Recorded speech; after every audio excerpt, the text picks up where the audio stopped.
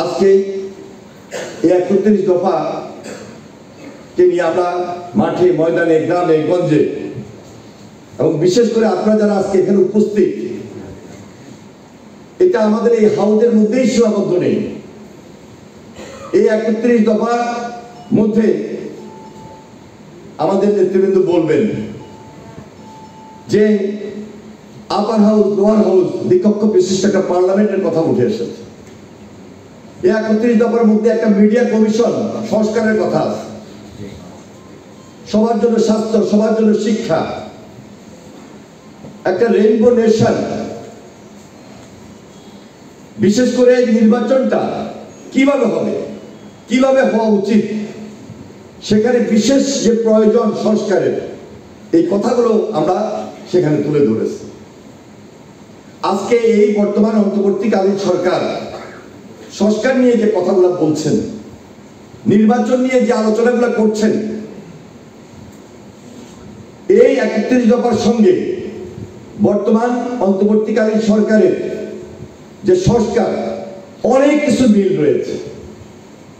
তাহলে তারেক রহমানের যে দৃষ্টিভঙ্গি, তারেক রহমানের যে চিন্তা, তারেক রহমানের যে ধারণা, যেটি একসময় শহীদ রাষ্ট্রপতি জিয়া রহমান বাংলাদেশের মানুষের সামনে দিয়েছিলেন, যেটি বেগম খালেদা জিয়া ভিশন 2030 মাধ্যমে জনগণের সামনে তুলে ধরেছিলেন।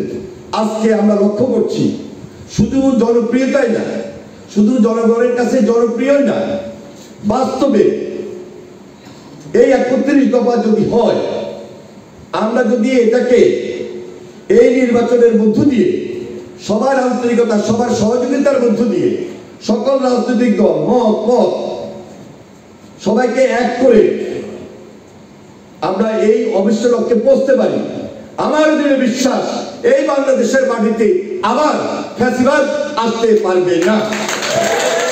ফ্যাসিবাদ এখানে কর্তৃত্ববাদী শাসন ব্যবস্থা তৈরি করার কোনো সুযোগ পাবে না। তাহলে আমার আপনার কাজটা কি? আমাদেরকে একটু সজাগ হতে হবে, একটু সচেতন হতে হবে, একটু দায়িত্ব নিতে হবে।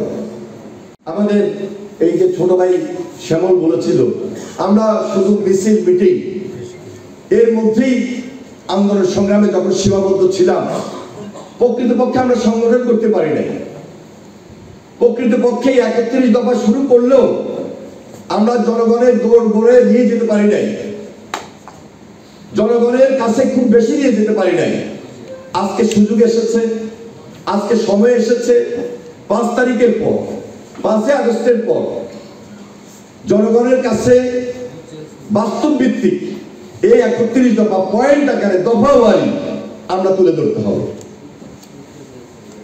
আপনি যদি ৭০ অনুচ্ছেদের সংস্কারের কথা যেহেতু আমরা বলছি, এখানে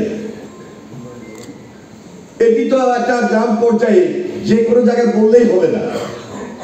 যেখানে যেটা প্রয়োজন, যার কাছে যে দফাটি বিশেষভাবে আলোচনা করা দরকার, তার সঙ্গে সেই স্টাইলে বাস্তবের ভিত্তিতে সেই কথাগুলোই তুলে ধরতে হবে।